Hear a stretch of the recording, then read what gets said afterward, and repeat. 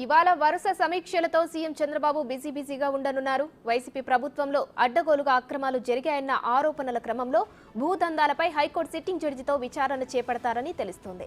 దీనికి సంబంధించి ఇవాల్టి సమావేశంలో కీలక నిర్ణయం తీసుకునే అవకాశాలున్నాయి.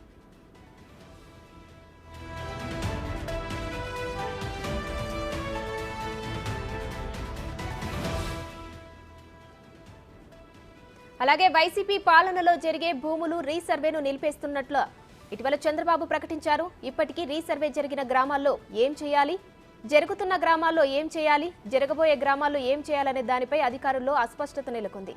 ఈ సమీక్ష సమావేశాల ద్వారా ఎలా ముందుకు వెళ్లాలనే దానిపై సీఎం చంద్రబాబు నుంచి స్పష్టమైన ఆదేశాలు వచ్చే ఛాన్స్ ఉంది.